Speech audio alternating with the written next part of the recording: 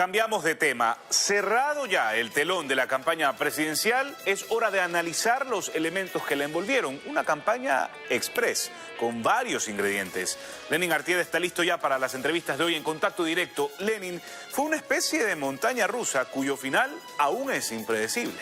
Fernando, y vamos a revisar ahora mismo con nuestro primer invitado aquellos elementos que hicieron tan particular esta campaña de primera vuelta. César Febres Cordero, columnista de Diario Expreso. Muy buenos días, bienvenido a Contacto Directo. Muy buenos días. Le voy a pedir que describa las principales características de esta campaña electoral que ha terminado.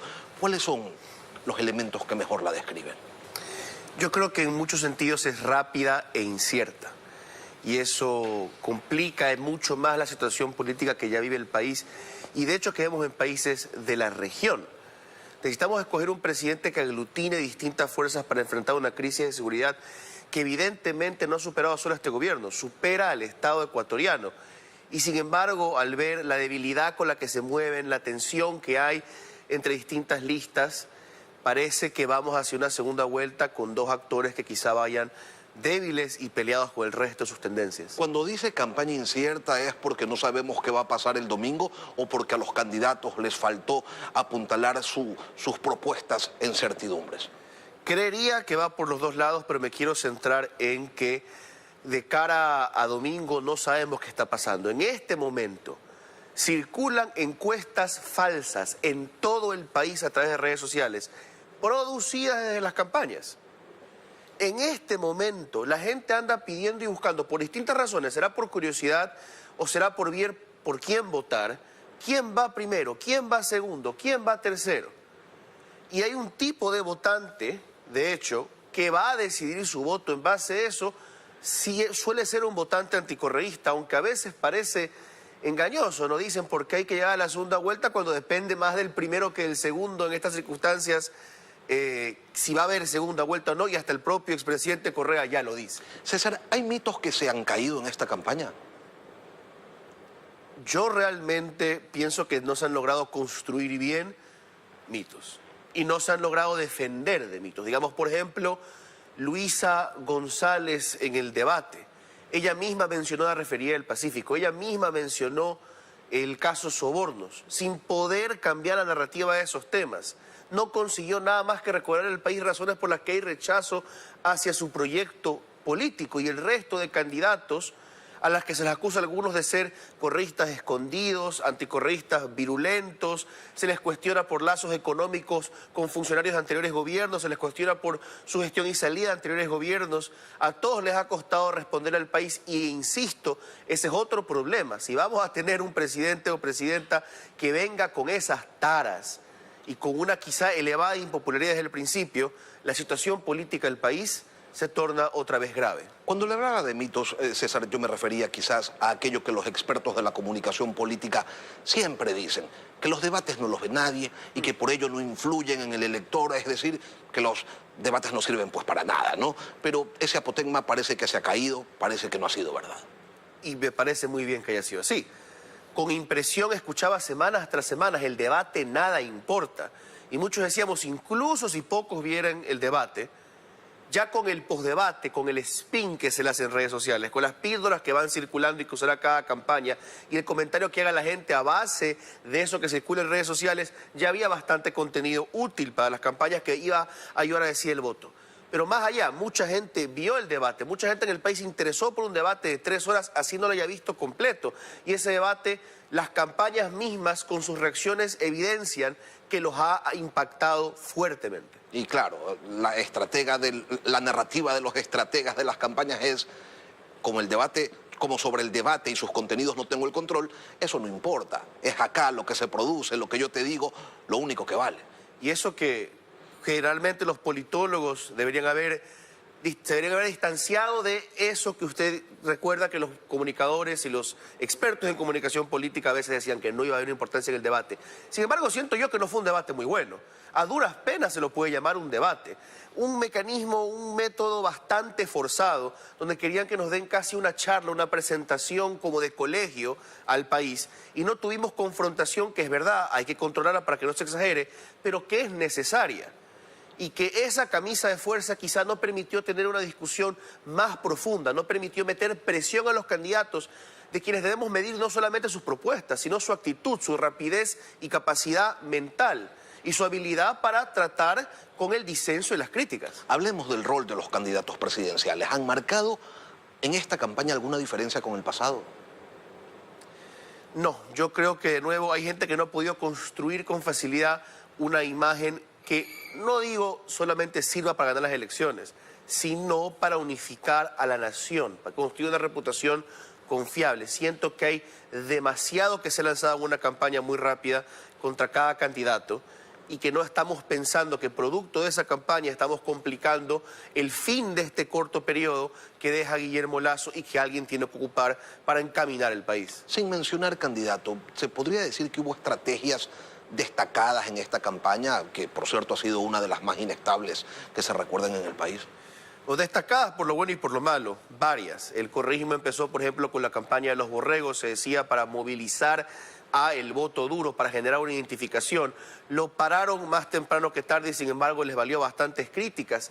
Y de hecho es un momento en el que el país, desde la anterior elección es evidente, lo vimos con los altos votos de Herbas y de Yacu Pérez en ese momento, que ahora parece que no se traducirán para esta elección, que la gente buscaba algo distinto al correísmo y anticorreísmo, y sin embargo tú te pones una careta identificable de que yo ya estoy con esta línea, pues el resto de los ciudadanos te verá opinar y dirá, aquí viene un fanático. Eso no sirve de mucho, y ha habido también, por ejemplo, campañas que a la mitad del proceso han metido ingentes cantidades de dinero para de repente entrar con fuerza en la campaña digital. Ha habido el uso de las encuestas, estas y las públicas, para decir que de repente todos van segundos, estas con una efectividad más para unos que para otros, pero parece un elemento tan pobre para convencer a la ciudadanía. No se trata de, o no debería tratarse una elección de eso. ¿Qué significa la ausencia de personas mayores de 60 años en la papeleta, César? 5 de 7 candidatos no llegan a los 50 años, 4 de ellos están en los 40, de hecho, uno tiene 35. ¿Esto qué significa? Como una persona joven, de apenas 24 años, yo no tengo problema con que hayan personas de esa edad candidatos a la presidencia de la República. Lo importante es que integren de verdad y con verdadera autonomía a personas jóvenes en sus proyectos. Se necesita experiencia para dirigir la República. Hemos tenido buenos presidentes y próceres que no llegaban a los 30, pero yo creo que es más deseable tener a alguien que ya haya recorrido en lo público y en lo privado lo suficiente. Otro de los elementos que destacan en esta campaña es que a la gran mayoría de candidatos no se los puede identificar con la política en su sentido más tradicional. ¿Por qué, César, la política nacional a la hora de poner candidatos presidenciables busca a alguien que no pertenezca a esa casta? Porque hay un inmenso hartazgo con la palabra política y por supuesto los estrategas y comunicadores entonces corren, o expertos en comunicación política, perdón, corren a decirle a los candidatos, ya, aléjate de la palabra partido, aléjate de la palabra político, porque la gente no quiere eso. ¿Y por qué? Porque tuvimos un sistema de partidos, la famosa partidocracia, que fracasó terriblemente.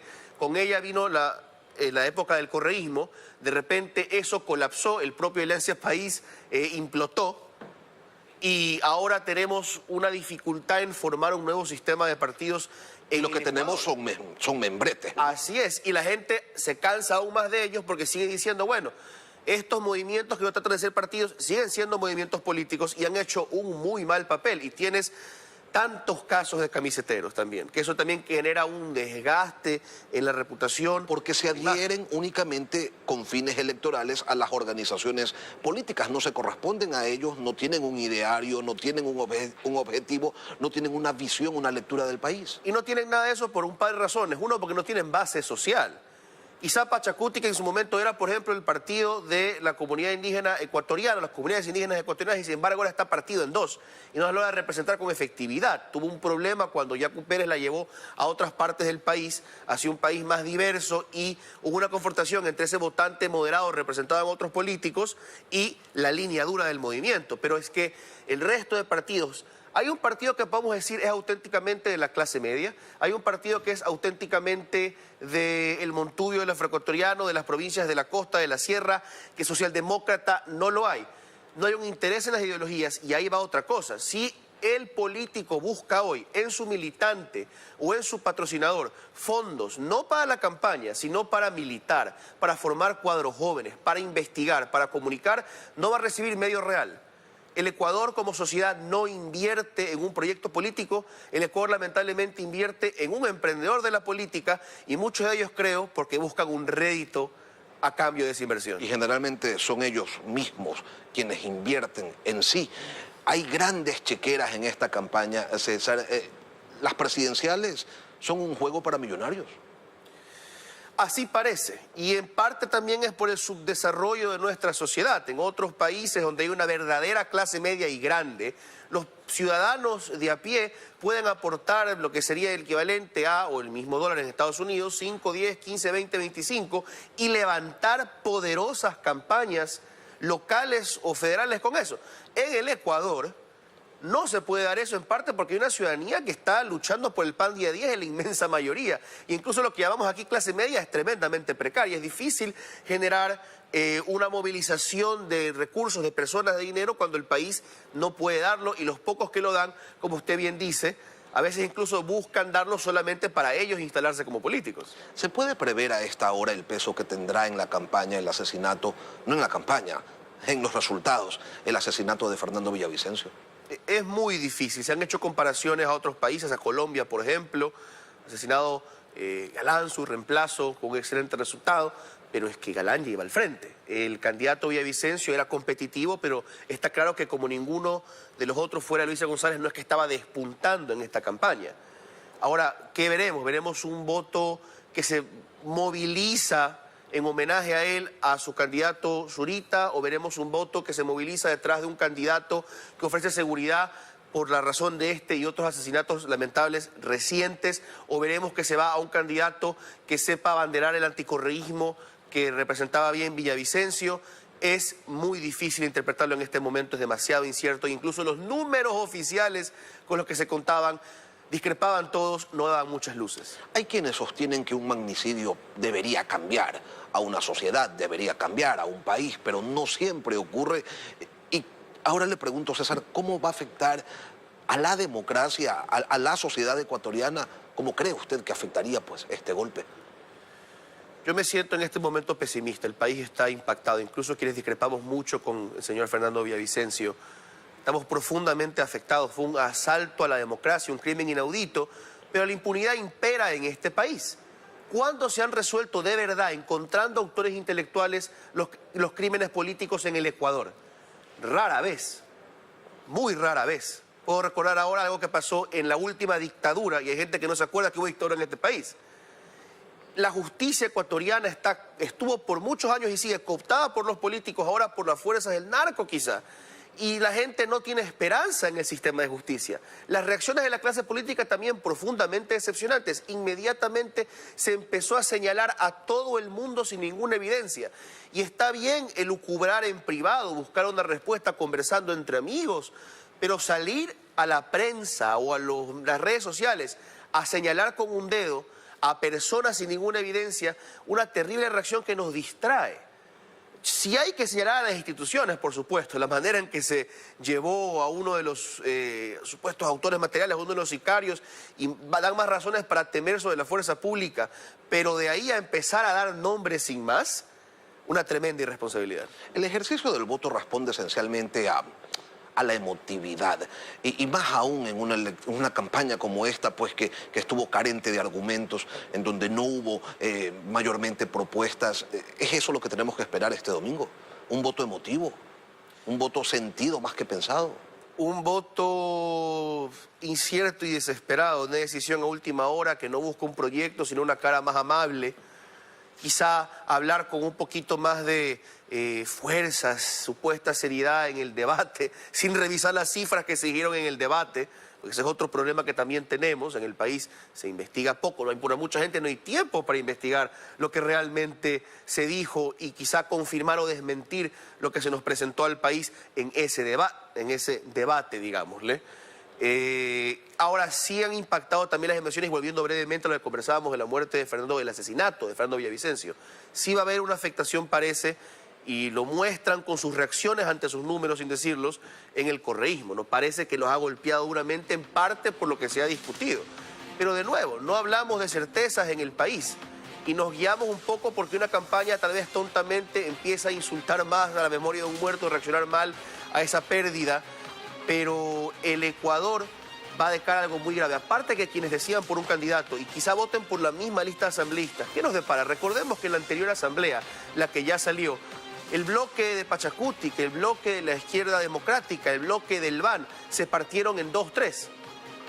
La bancada socialcristiana tuvo muchas fugas. ¿Qué va a pasar con estos candidatos que dicen que no tienen, en muchos casos, partido, que no han estado junto a ninguno de los partidos que los apoyan ahora, que no conocen realmente a las listas asambleístas? ¿Tendrán lealtades? ¿El futuro presidente o presidenta tendrá por lo menos un bloque, una bancada que le ayude a gobernar? Yo no lo sé. Hay algunos que sí han tenido ya a gente de su proyecto antes en algunas listas que los apoyan, pero no es lo normal en esta elección. Así entonces, estamos abocados a un domingo de incertidumbres, a un domingo de infarto. César Febres Cordero Loyola, columnista de Diario Expreso, gracias por acompañarnos hoy aquí en Contacto Directo. Gracias a usted.